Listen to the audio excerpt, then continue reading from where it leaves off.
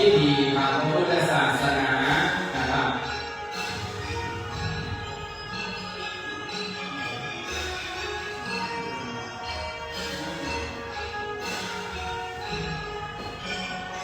บางคณะแห่ปีห้าและนาคปากกองสองวงเพชรรุ่งนาตราชวันนี้หาโอนหาบานปลูกลูกพีกำเนิด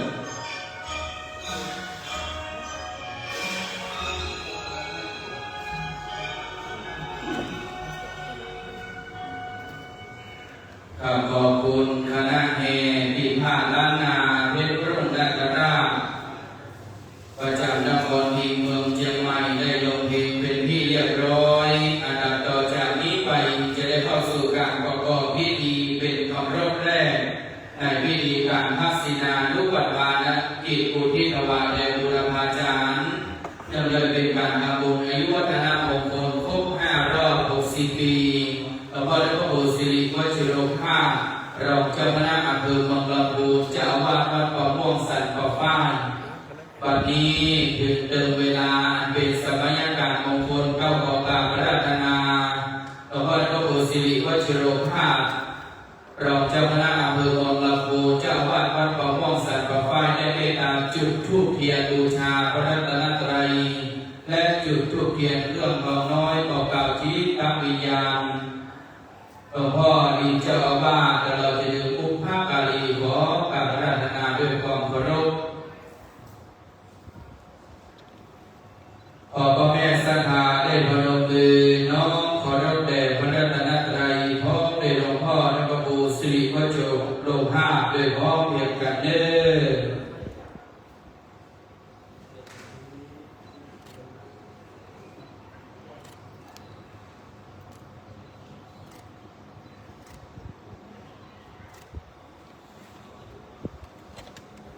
วันนี้หลวงพ่อจะได้เมตตาจุดธูปเทียนเครื่องทองน้อยบอกกล่าวจิตวิญญาณบุรพาจารย์ผู้เคารพนับถือได้มาป้าอนุโมทนาอันดับต่อจากนี้ไปประเคนทานขอสิทธิ์แด่ประธาน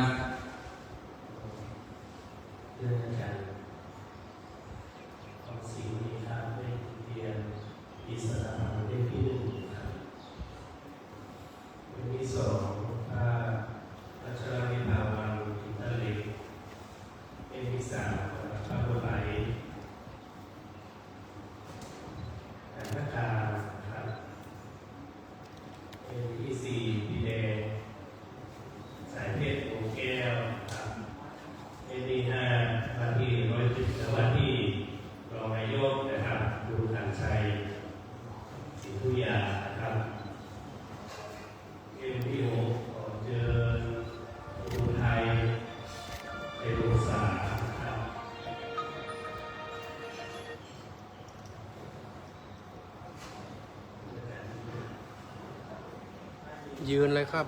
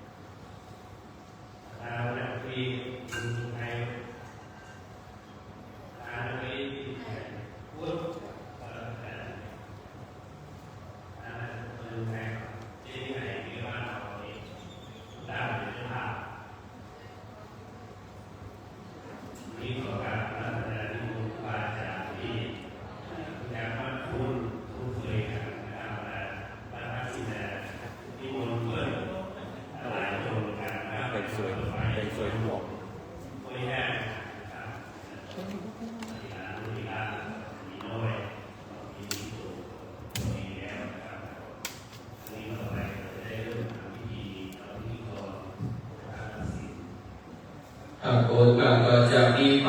เชิญชวนศรัทธาได้กล่าวคำบูชาพระรัตนตรัยไหว้พระห้าศีลเป็นลำดับไปเด้ออิมินาสกาเลนะพุทธังพุเชมิอิมินาสกาเลนะ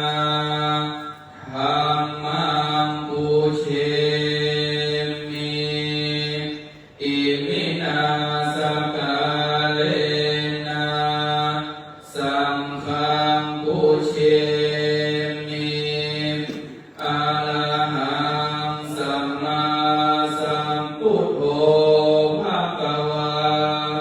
พุทธังภะคะวันตังอะภิวาเทมิ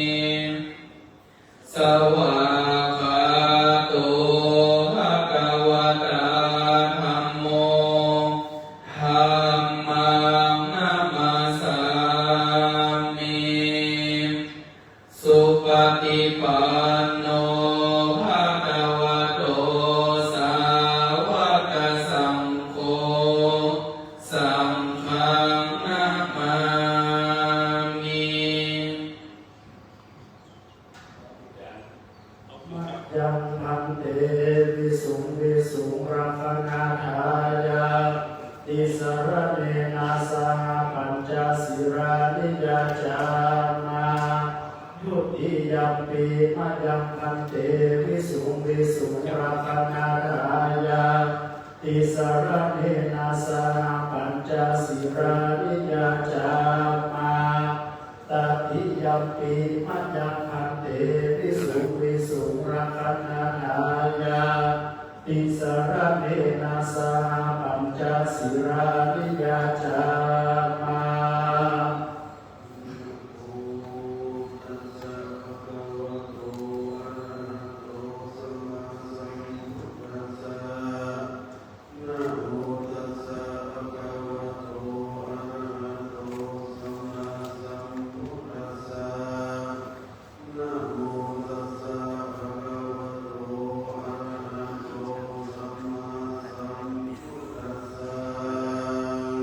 นะโมตัสสะภะคะวะโตอะระหะโตสัมมาสัมพุทธัสสะนะโมตัสสะภะคะวะโตอะระหะโตสัมมาสัมพุทธัสสะ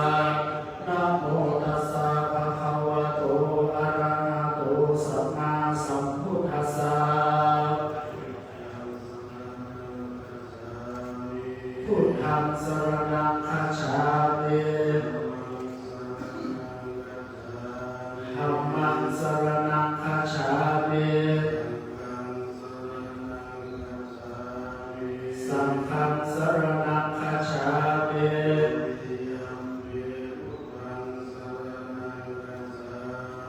ทุติยัมปิพุทธังสรณังคัจฉามิ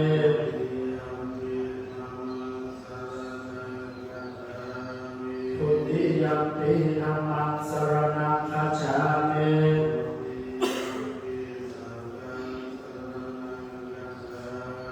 ทุติยัมปิสังฆังสรณังคัจฉามิ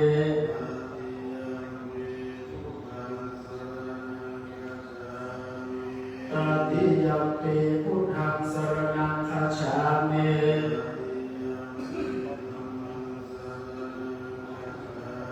ตติยัมปิธัมมังสรณังคัจฉามิ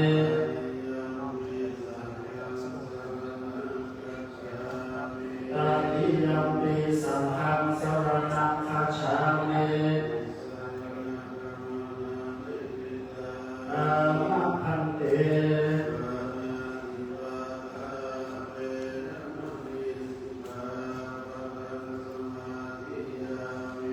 ปานาติปาตาเวรมณีสิกขาปะทังสมาธิยามิ ป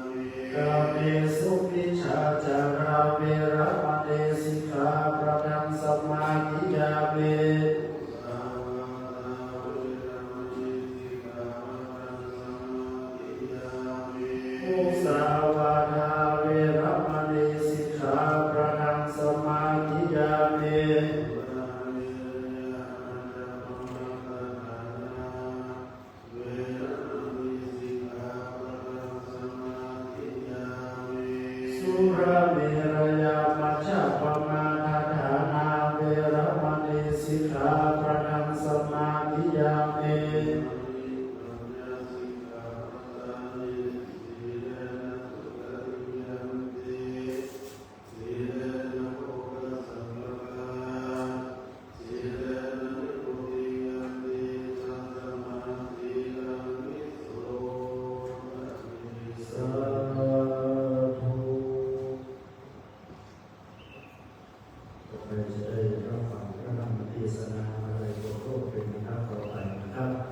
ภูมาจโรกาธิปติสัมปติกัมมัจจริยานิวรังยาชนะปราชาติกา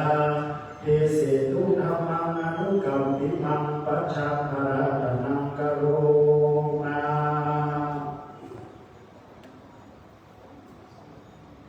นะโมตัสสะภะคะวะโตอะระหะโต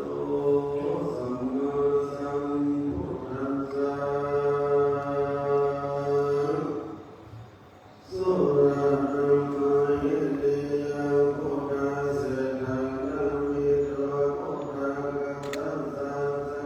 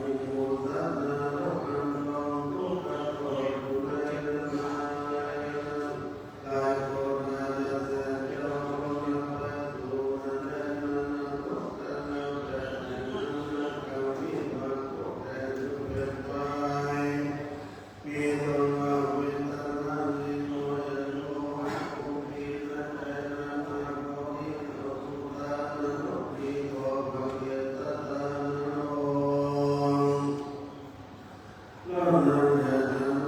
น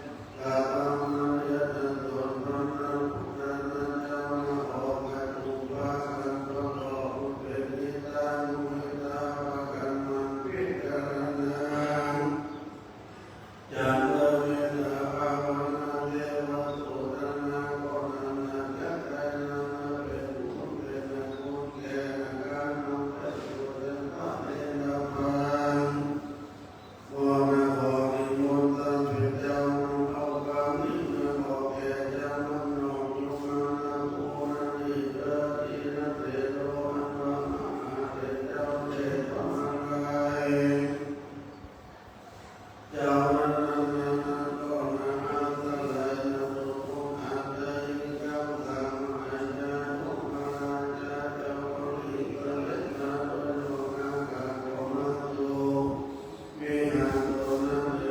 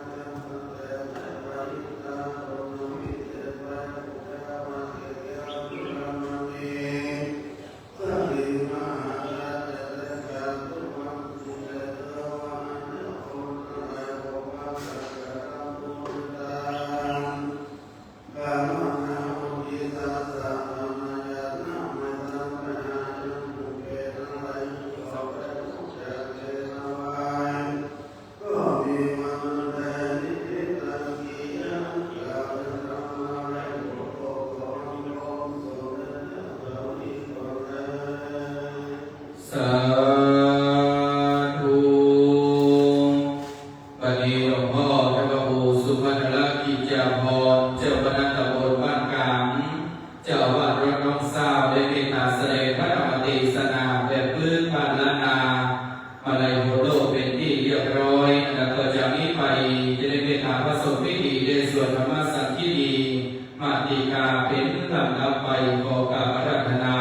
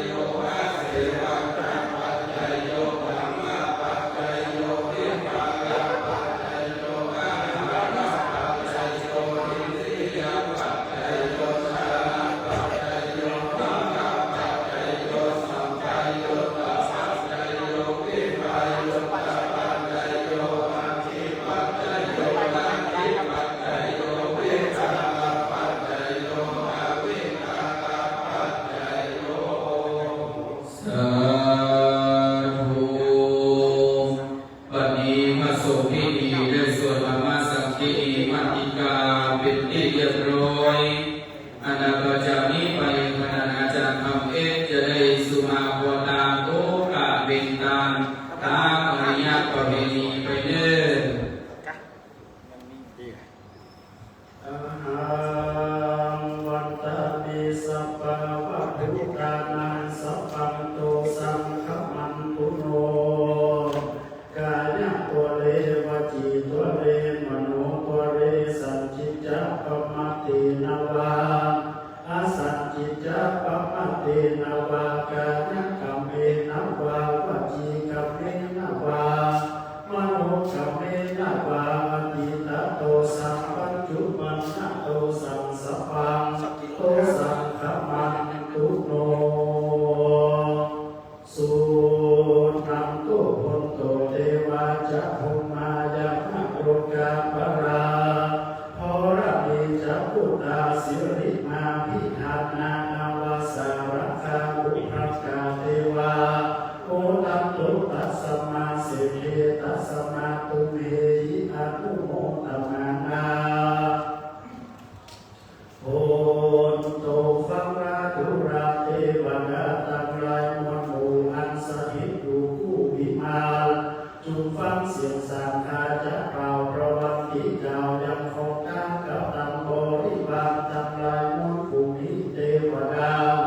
ตนที่รักษายังมัดจองเฮาและรักษาปีวันเดือนและนามเทวดาที่รักษาการักเขตของประเทศต้องการจำนวนไฟของสมณะสัทธาและผู้รักษาทาผู้ฆ่าตั้งหลายรักษายังเขตบางและเขตเมืองการรักษายังอารักเขตของเทวดาชื่อยังการใส่สัทธาพระภาคาอุคจาใส่สีภูรักกังมณีเมตตาลาผู้ฆ่าสวรรค์เชิญเทวดาที่เทพของน้องเมียวเมตโมตนาตา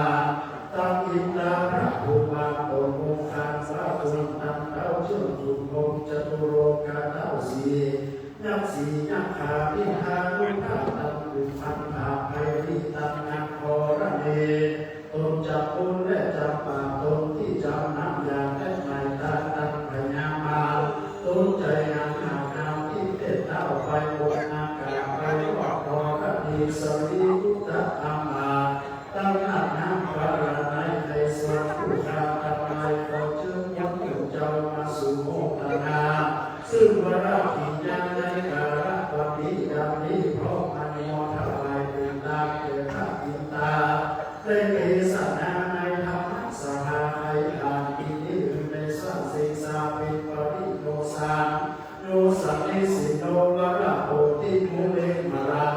สัสสินังมหันติวิจัยโนสัพโพธินาคันจินานันตัญญาโนโลกุตโม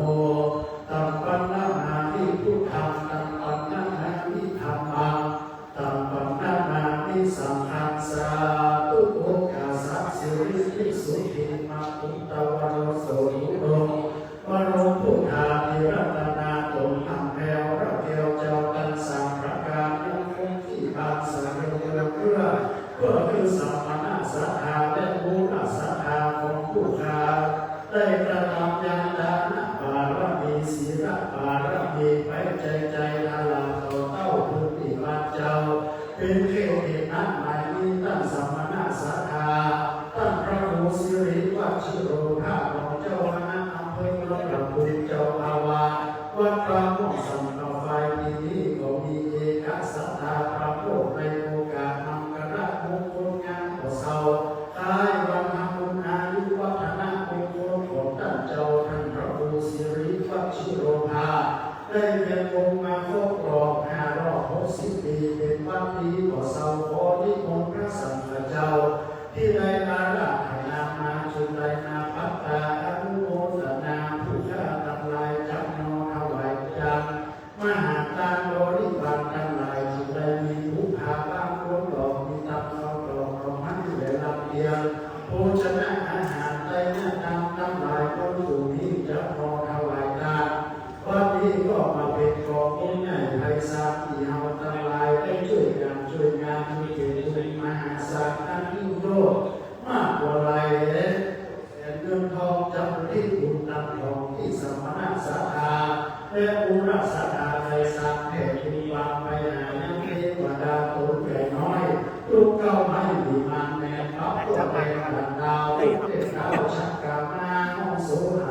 อกไว้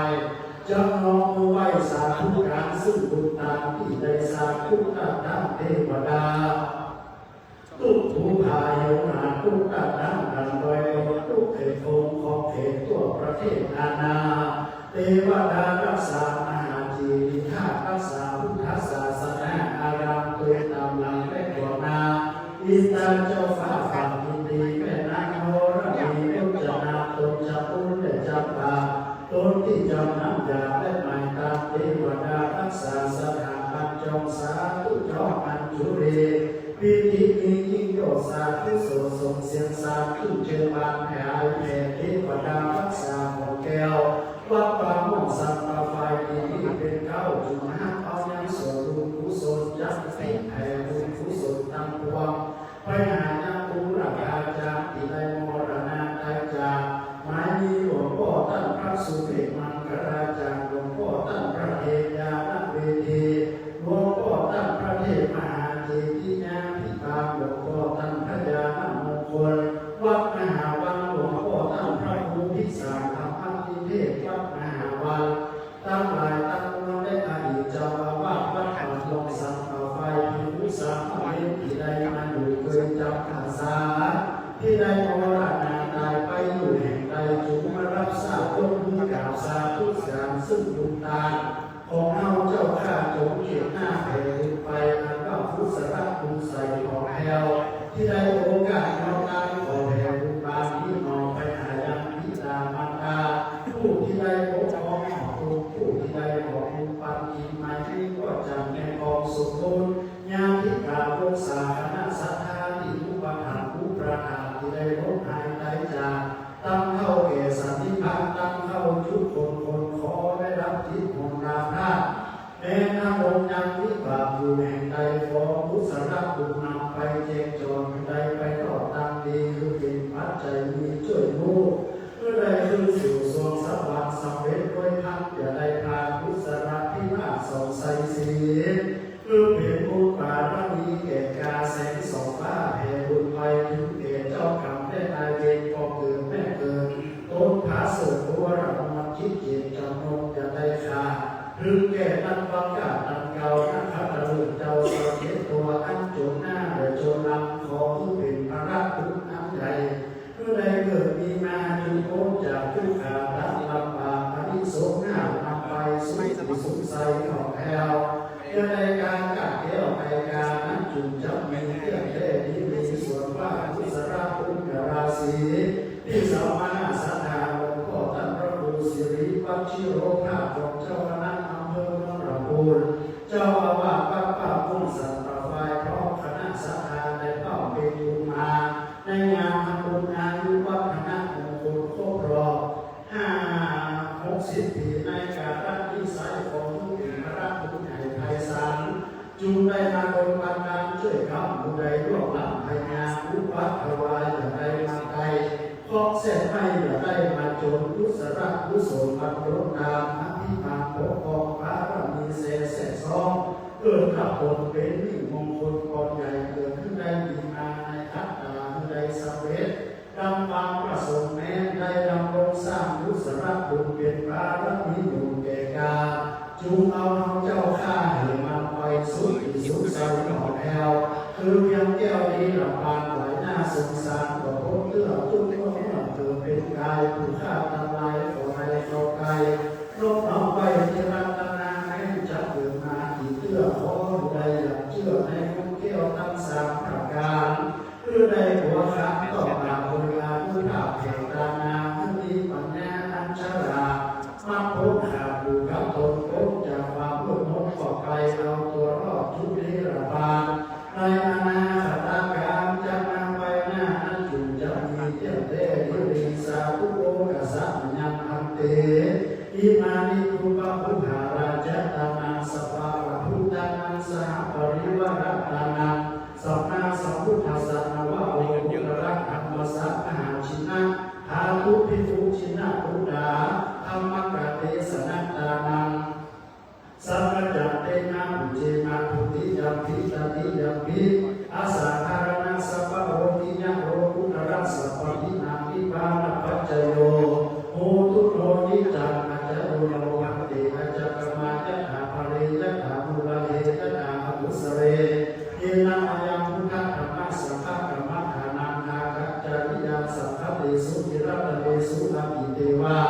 ปัจจุบันเทวาอธิวาจทิวาราโมวากายินวาวาจายวามัสสวาพระธรรมวาอากาสมายถาธรรมังปฏิกโรติสโนภันเตพุทธาติรัตนานุกัปปะอุปาทายะอาจาอาจายโตปฏิฆานาอุปมังอุปยาติสัมปริสามินาภูเทวาปริสามิกายเนวาวาจิกัมเมนวามโนกัมเมนวาสัจจิจัตโตสัมมาสัจจิจัตโตสัมสัพพังโตสัมภะพันตุโนวันนี้มหานายกได้สุมาพรดาโอกาสเป็นการสุมาพันเกี่ยวทั้งสามเป็นที่เรียบร้อยโอกาสประจำนี้ไปจะเป็นการทอดผ้าความสุขุมตามแต่ละชุดตัวนี้ก็ขอกราบอาราธนาท่านอาจารย์พระครูสิริวัชโรภาสเจ้าอาวาสวัดเขาม่วงสันป่อฝ้ายรองเจ้าคณะอำเภอเมืองลำพูนได้เมตตาทอดผ้าความสุขุมชุดที่หนึ่งเราจะนั่งขอเรียนเชิญพ่อแม่ศรัทธาในบนวิหารที่โมในลุกจากเก้าอี้ที่นั่งรับผ้าบนทานทอดถวายองค์ปู่สายโยมพระสงฆ์แต่ละตนแต่ละองค์ขอเรียนเชิญ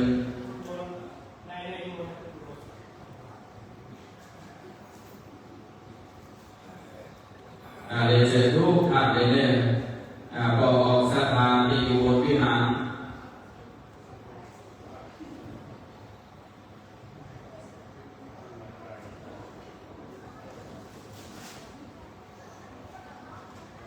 ถวายความเคารพแด่พระเดชพระคุณท่านเจ้าคุณพระโกศาลีเจติยา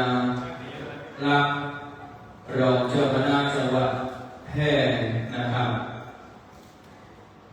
วัดพระธาตุช่อแฮวันนี้ได้เมตตาแผ่พระนิบุญในเวียงละปูด้วยความเคารพยิ่งขอเรียนเชิญพ่อแม่ศรัทธาเด้อตกจากเก้าอี้ที่นั่งรับความสุขุมด้านหน้าหลังจากนั้นก็เป็นที่เรียบร้อยแล้วก็เรียนเชิญกับที่เก้าอี้รับรองเดิน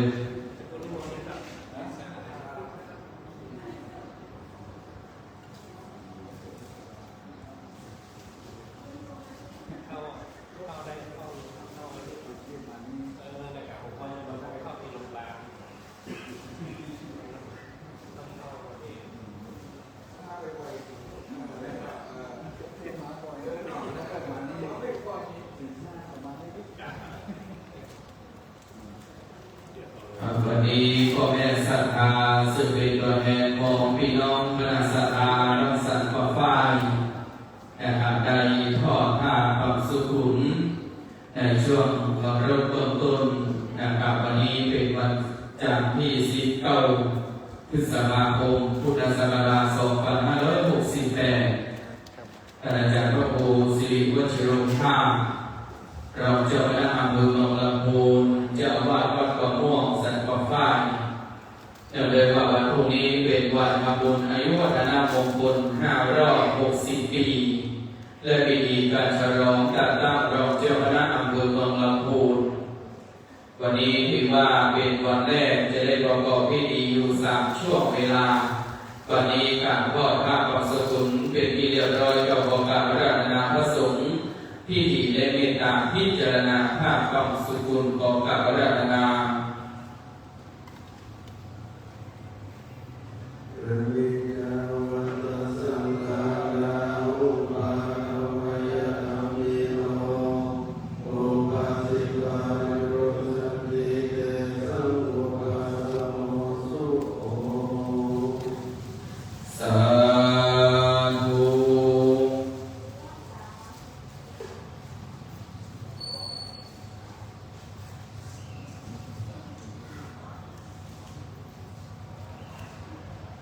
บรรดาต่อจากนี้ไปจะเป็นการนอบน้อมถวายจตุปัจจัยทายธรรมการพระพุทธนาโตองค์บูชาและประสงค์พิธีมอบปฏิกราแด่มรรคนายกวันนี้พระเดชพระคุณในเจ้าคุณท่านเจ้าคุณพระโกศาลีเจติยลักษณ์รองเจ้าคณะจังหวัดแพร่วัดพระธาตุช่อแฮได้เมตตานะครับโมทิตาจิตในส่วนของพระบุญอายุวัฒนมงคลวันนี้เป็นมงคลโดยความเคารพยิ่งนะครับ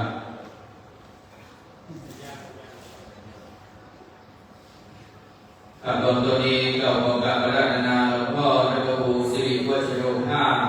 รองเจ้าคณะอำเภอเมืองลำพูนเจ้าอาวาสวัดเกาะม่วงสันประฟ้าเดชเมตตาถวายกับพระพุทธอนันตมงคลบูชาเป็นพุทธบูชาขอกราบอาราธนา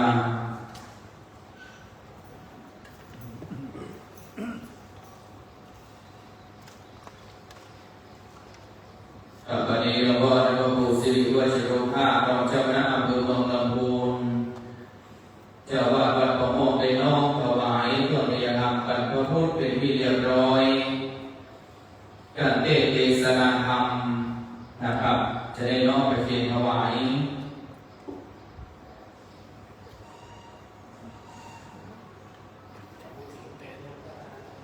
เรียนเชิญสถานรูปท่านดูจากเก้าอี้น้อมไปเพียรถวายเพื่อพยายามเป็นพระสงฆ์ที่ดีรูปที่สองเลยนะครับเนี่ยทุกท่านเรียนเชิญ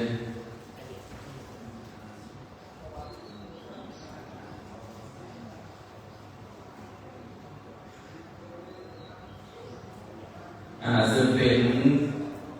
พ่อแม่ศรัทธาคณะเจ้าภาพนะครับวันนี้ถือว่าเป็นบุญอันยิ่งได้พร้อมน้อมใจกันยินกันตามนะครับยังบูรพาจารย์ตระกูลสมบูรณ์และตลอดจะถึงบูรพาจารย์เสื้อวัดเสื้อวาเทวพุทธเทวดาได้รักษาอย่างวัดประม่วงเฮา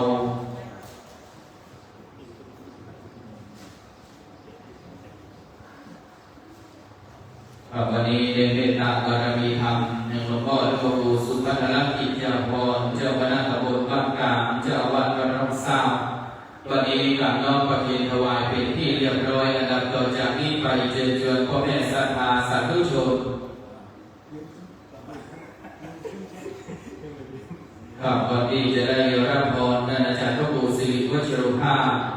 รองเจ้าคณะอำเภอเมืองลำพูนเจ้าวัดวัดประม่วงน้อมถวายเครื่องในนามแด่พระเดชพระคุณท่านเจ้าคุณพระโกษัยเจติยาลักษณ์รองเจ้าคณะจังหวัดแพร่วัดพระธาตุช่อแฮนะครับวันนี้เราขอก่อนที่จะได้พระสงฆ์คณะจะได้รับโปรดนาขอกราบอาราธนาพระเดชพระคุณพระโกษัยเจติยารักรองเจ้าคณะจังหวัดแพร่วัดพระธาตุช่อแฮได้เมตตากล่าวสวดมนต์ญาติอาเป็นเบื้องต้นขอกราบอาราธนาด้วยความเคารพ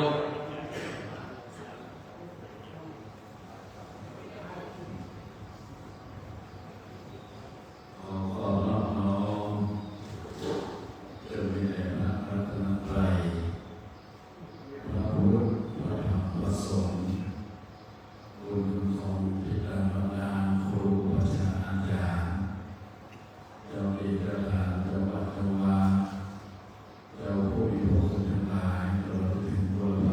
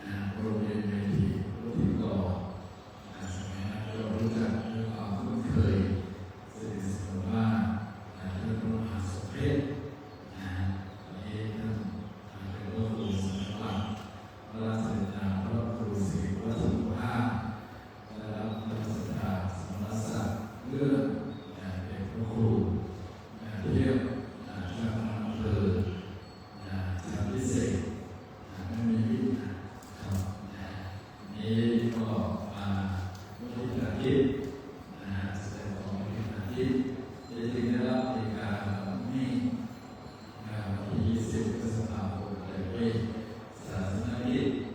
มากตัวที่ว่าต้องมีโรงเรียนโรงเรียนน้องแก้วอายุได้70 ปีนะครับพวกเราพิธีสำคัญและจะเป็นคณะกรรมการมูลนิธิวิทยาลัยหนังสือถึงระบบภาวะเยาวชนกับหัวหน้าโรงเรียนมอบให้ได้ทำให้สมาศึกษาการเรียนการตั้งสู่การศึกษานะครับก็ประสบความมีได้รับเกียรติจากวัดสุทธิจิตรารามโรงพยาบาลในป่านี้หมายสมโภชในการประกอบพิธี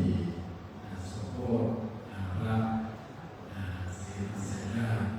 พระเจ้าหล่อศรีมาเสนาพระเทวิภาที่โรงพยาบาลจังหวัดลำปางไปสมนี้เลยขออนุญาตท่านพระครูสิริวัฒน์สุภาพขอมาถวายพระพุทธกิจนะครับพระพุทธในวันนี้ก็แสดงความ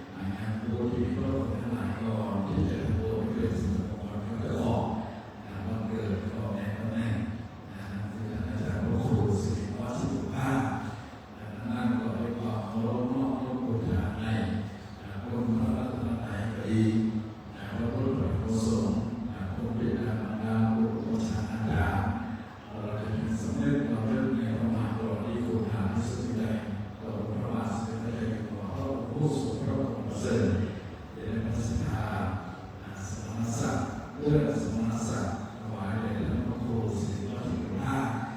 ได้รับเรื่องสมณศักดิ์เป็นเพียงพระครูเจ้าอำเภอท่านพิเศษอันนี้เป็นประเด็นเอาเรื่องสำเร็จในพระมหากรุณาธิคุณที่สุดแท้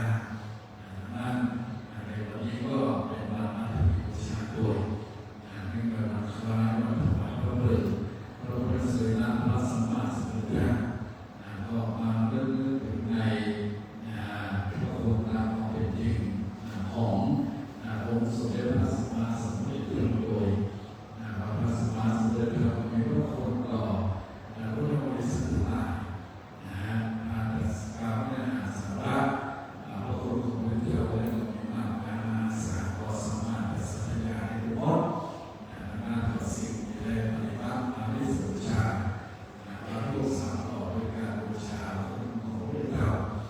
พระปัญญาคุณพระบริสุทธิ์พระบริสุทธิ์คุณพระมหากรุณาธิคุณด้วยความสำเร็จระลึกในพระคุณขององค์สมเด็จพระสัมมาสัมพุทธเจ้าประพฤติปฏิบัติโดยอาวิสัมพุทธาและปฏิบัติบูชาที่ท่านทั้งหลายได้ร่วมกันกระทำมาเป็นเป็นอันนี้ว่าการบำเพ็ญกุศลทัศนานุปทานขอที่สุดกุศลให้กับผู้ที่มีพระคุณขอพิธานนาครูอุปชฌาย์อาจารย์บุรพมหากษัตริยาธิราชเจ้าทุกพระองค์แม้น้อมถวายเป็นพุทธบูชาแด่พระสัมมาสัมพุทธเจ้าต่างก็เป็นการแสดงความกตัญญูรู้คุณและก็ตอบแทนนั้นคนดีตกน้ำอะไรก็แฝงไว้ก็ต้องมีความแสดงความกตัญญูผู้คนและท่านเป็นที่ตอบแทนท่าน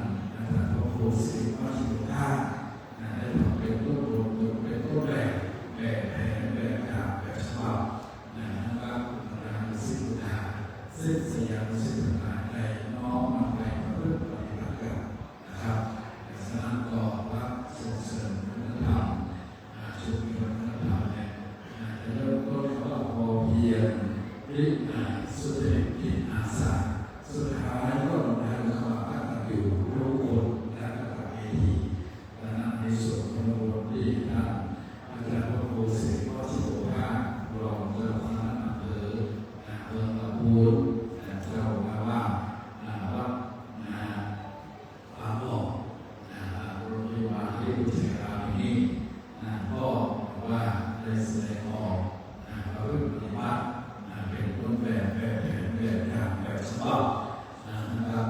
ญาติโยมสาธุชนศิษยานุศิษย์ให้น้องนำไปประพฤติปฏิบัติต่อไปขอน้องเลิกถึงที่ธรรมดาครูภาษาอาจารย์บุรพมหากษัตริยาธิราชเจ้าทุกพระองค์น้อมถวายเป็นพุทธบูชาแด่พระสัมมาสัมพุทธเจ้าในการแผ่บุญแผ่กุศลให้ถึงเจ้าที่เจ้าทางเจ้าวัดเจ้าวาเจ้าที่อยู่ที่อาศัยเก่าในกรณีผู้ที่มีพระคุณทั้งหลายได้ถึงแผ่นนี้ที่ก่อสร้างธรรมะของเราในการขอระลึกนึกถึงน้อมอุทิศถวายไปถึงผู้ที่มีพระคุณทั้งหลายช่วยตัวช่วยพระองค์นั้นอยู่จะมีอยู่ได้ดีและจะเป็นในส่วนของบุญที่ท่านพระครูศรีวัฒน์มอบกับญาติโยมวาสุวาสิกาศิษยานุศิษย์ในบำเพ็ญกุศลทัศนานุปทานน้อมถวายที่ขอได้มาเป็นปริพรยอดครับอำนวยโยมอำนวยพรของตัวท่านพระครูศรีวัฒน์สุภาพรองเจ้าคณะตำบลภูมิเจ้าคณะตำบลหลวงพ่อกับญาติโยมศิษยานุศิษย์ขอจะมีความสุขกายสบายใจมีสุขภาพพลังในสมบูรณ์แข็งแรง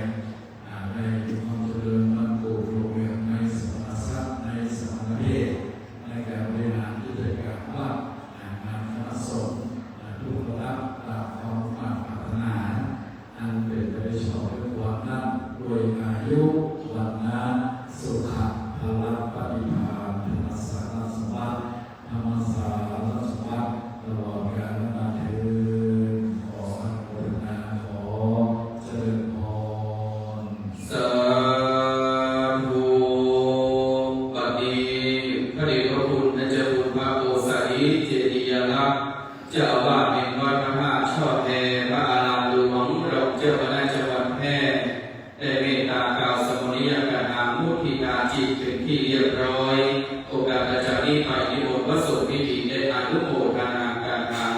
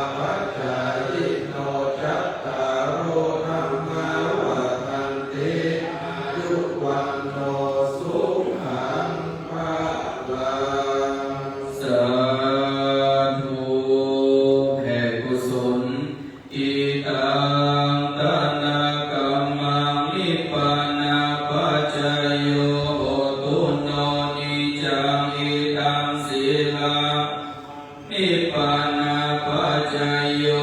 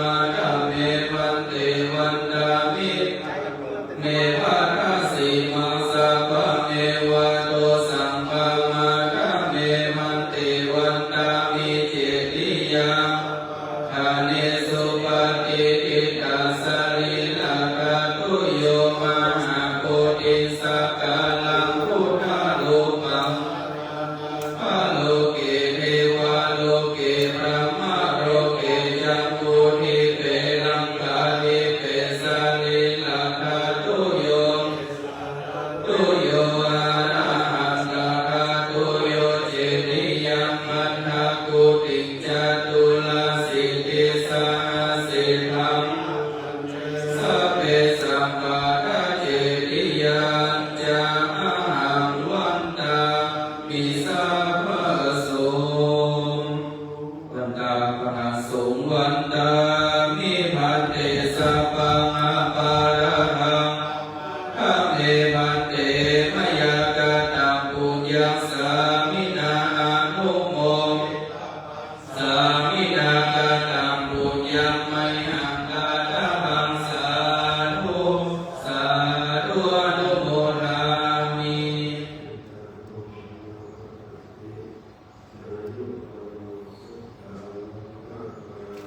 สา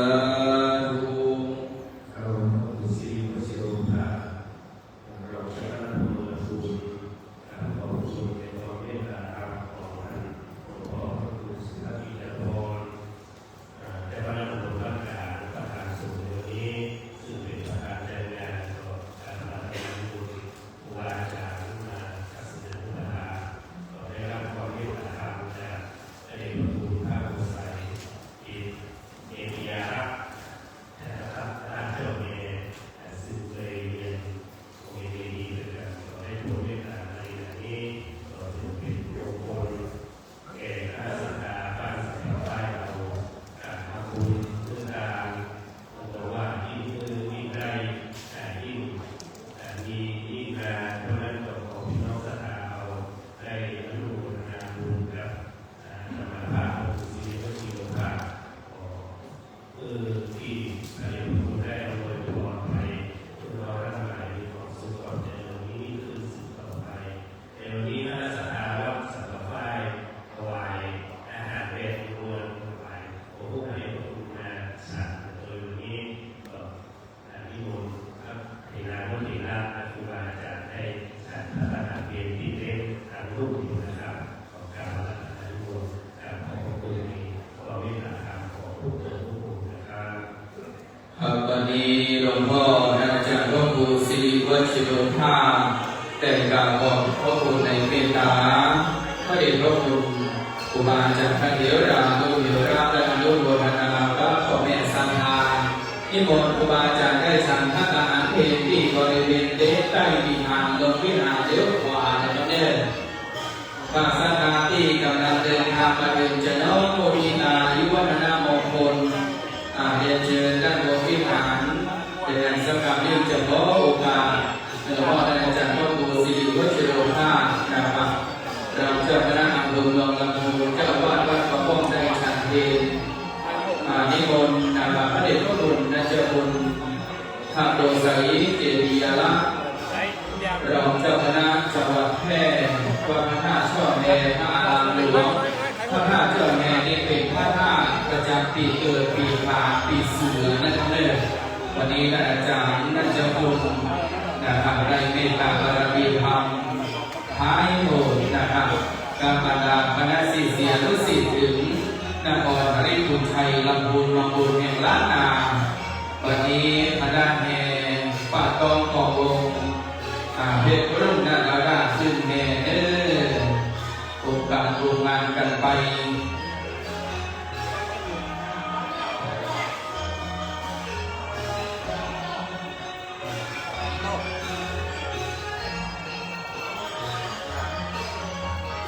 เดี๋ยวเตรียมตีให้หลวงพ่อตัวเนอะตีลูก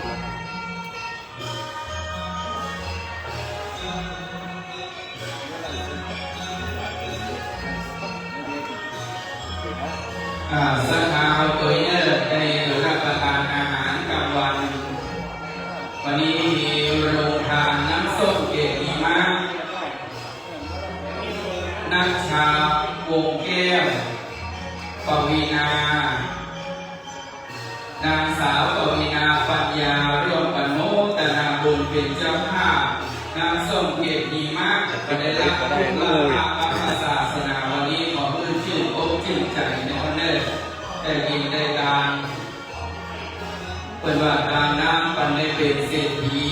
การแม่นการดีหกหัวจะไปยุ่ง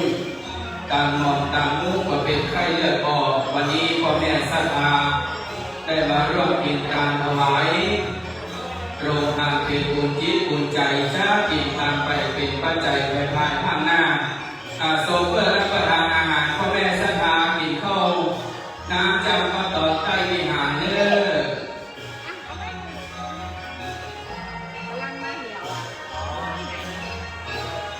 ดิอันนี้เขาสตัดอยู่ในคำแกน